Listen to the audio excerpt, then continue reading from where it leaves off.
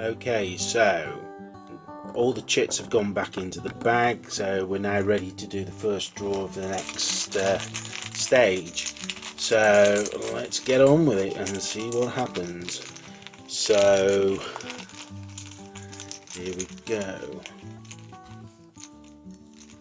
First one out is Red Unit 4, and Red Unit, well, Officer 4 is the one by the British Light, which is here just behind the British line. So it's Officer 4 is activated. So it's over to the British players.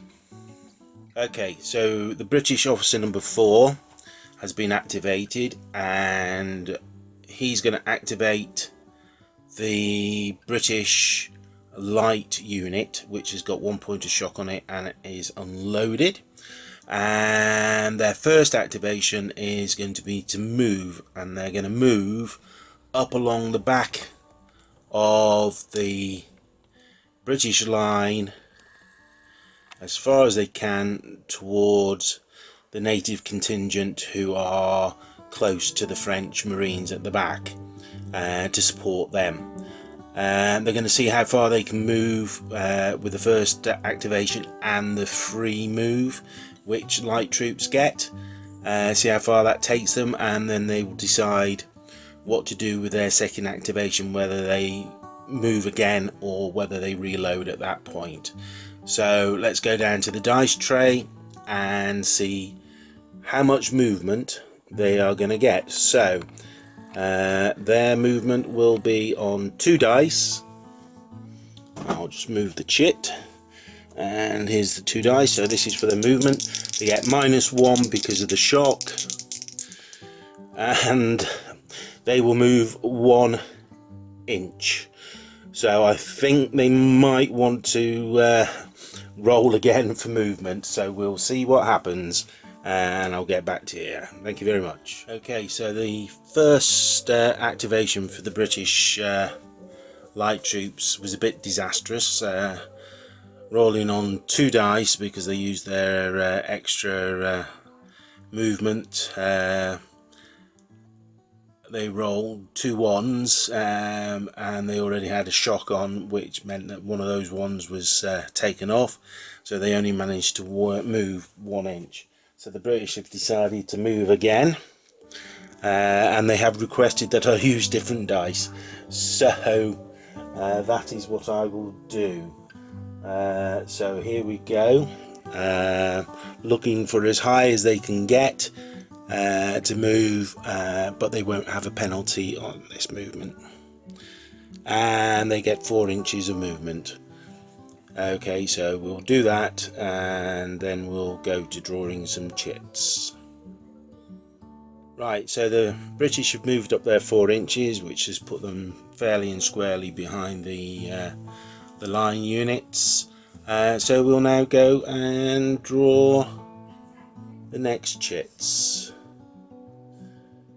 So here we go, remove the dice, get the bag, mix up the chits, and out it comes, and it is Blue Unit Officer 2. Blue Officer 2, which is the officer commanding the French Marine skirmishers who are facing off against the Native Americans. Let's see how that goes. Right, so French officer number 2 has been activated. So he's going to activate the French Marines, which are facing against the Native American contingent from the British forces. Now I've got choices. I can run away, which would take me off the table because you have to run directly away from the enemy, which is no good because then I'm going to leave the Native Americans to do what they want to and cause havoc and chaos in the lines at the back. I can fire, which would give me a possibility of either 6 hits or 6 shocks and hits, or none at all. I can go into fisticuffs. Now the French Marines are armed with tomahawks, so that's what I'm going to do.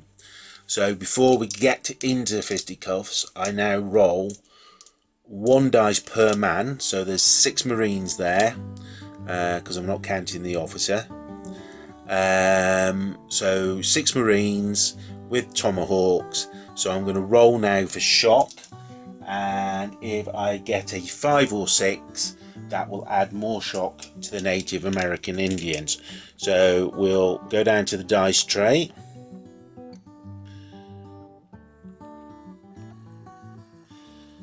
And I will roll 6 dice and see what I can get. Looking for 5s and 6s to put shock on. And that's 2 points of shock, because I've got 1 5 there and a 6. So that's another 2 points of shock. The Indians have already got 2, so they're going to have 4 points of shock on them. So I will leave it there so that the British can see that and take that in, and we'll then work out the dice rolls for fisticuffs. Okay, so the French Marines are attacking the British Indians, so we're just about ready to roll.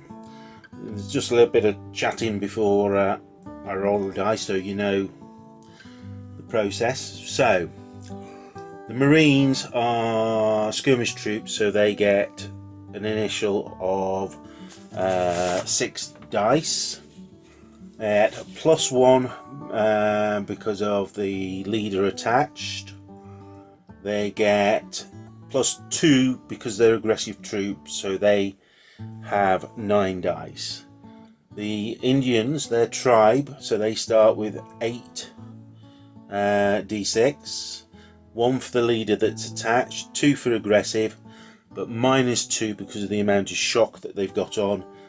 They also end up with 9 dice.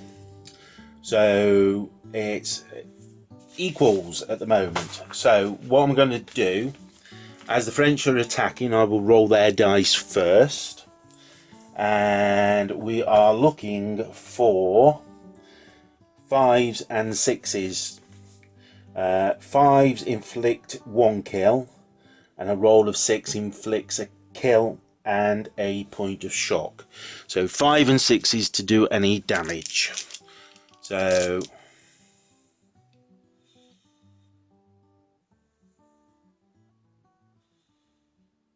here we go. I was just checking I was recording then. I had this thought in my head, did I press record? Okay, I'll just put my book down so I can get a good roll on. So 5s and 6s.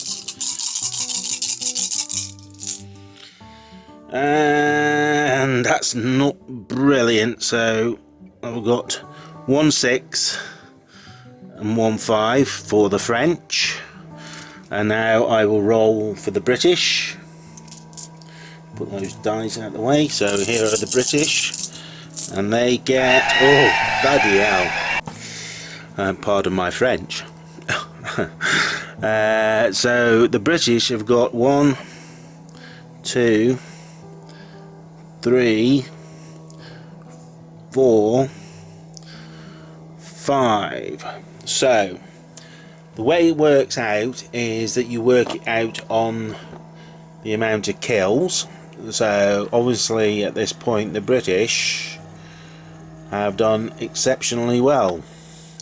So I will just count up the kills. So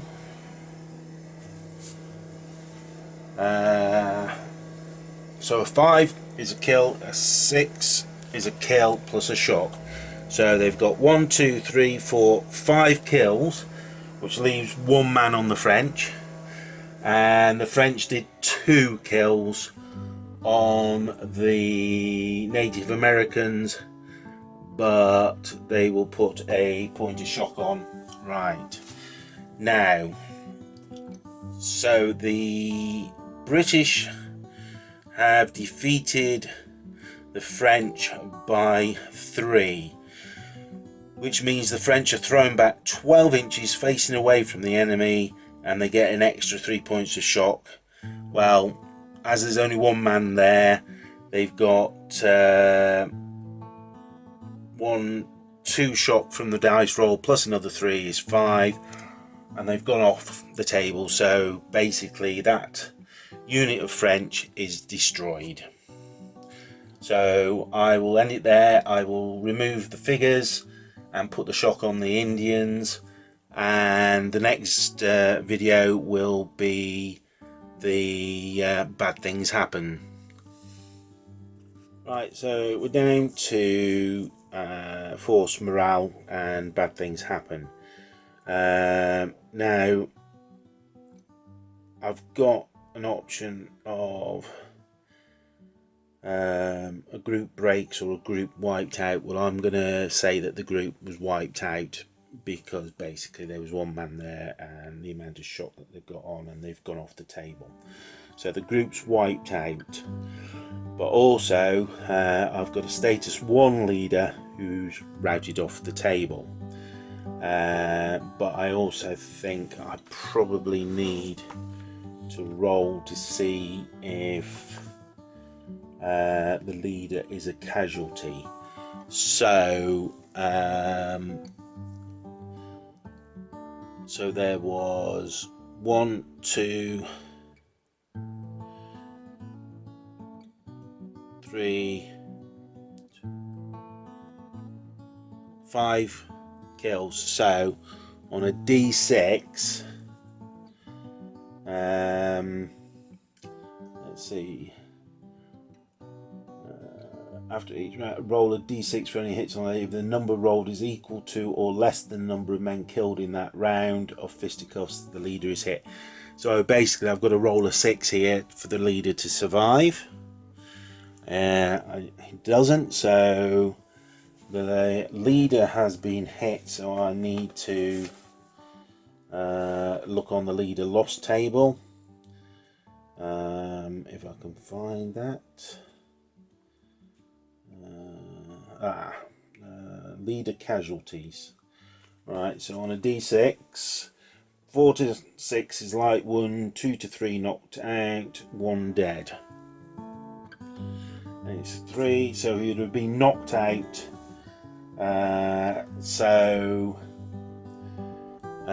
But he has routed from the table. So obviously Jacques Leblac, the last guy in the group, has picked the officer up in the face of overwhelming odds from screaming Native Americans, and has run off into the forest, dragging his officer with him. So we'll now roll on the bad things happen table. I bet the British will be laughing their socks off at this, but hey ho. So okay, so we will roll status leader 1 routes from the table on a d6, and I roll a 4, and so that's 1 point off my force morale. And then group wiped out is again a 4, and that is a 2 points. So altogether on my force morale I will lose 3 points. So there we go then. What that means is that I'm down to 7 points. There's no effect yet on my morale and what I can do, but I've lost a unit, So the chit for that unit will not go back into the bag at the end of this turn, and it means I could be in some difficulty. I've only got 2 units left on the table, whereas the British have got a few, but some of them have got quite a bit of shock. So we'll see how things go. So with the Native Americans on the British side being victorious, routing off the French Marine contingent, who only had 1 man left plus the officer, who was unconscious, dragged into the woods by the surviving member, away from the natives.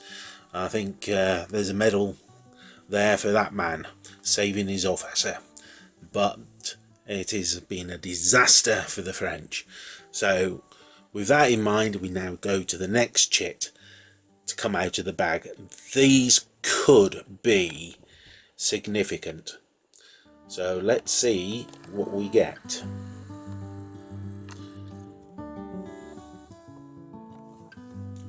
So we'll mix them up.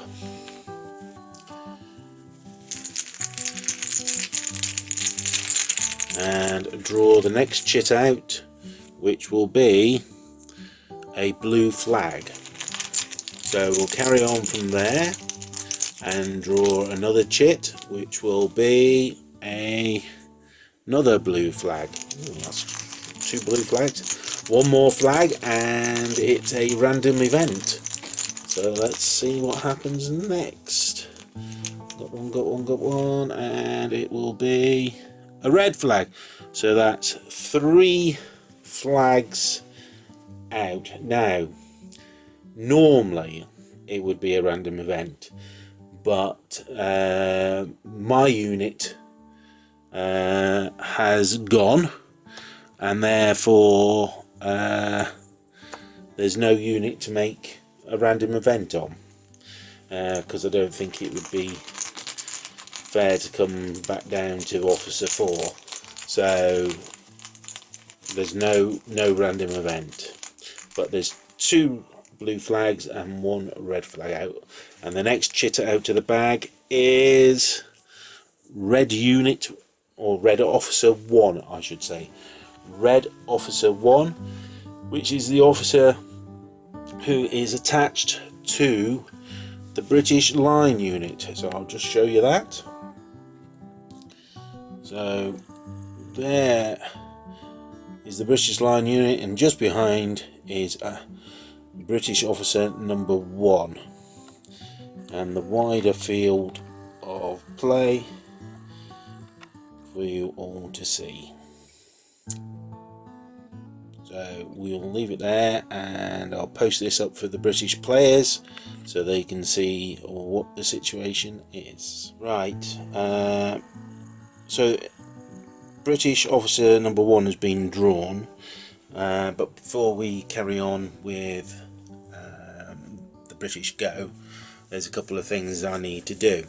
One, I was reminded that even though I'd rolled for the French officer in the fisticuffs to see if he'd been injured, and obviously he was not down, the Native American contingent had lost 2 men, so I need to roll for the British officer. So for the British officer, it's 2 dead, so for a injury on him I'd have to roll 2 or less on 1 dice to get a hit. So here we go, and it's a 6, so the officer is fine.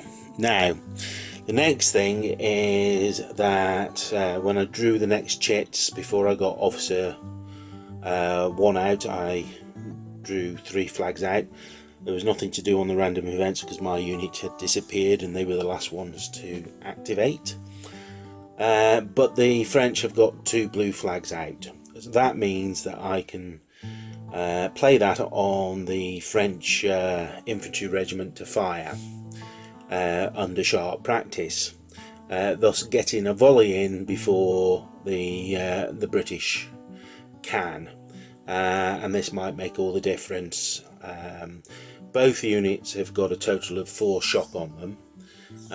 So if I can either kill off some British infantry or get more shock onto them before they can fire back at me, I think will make a big difference.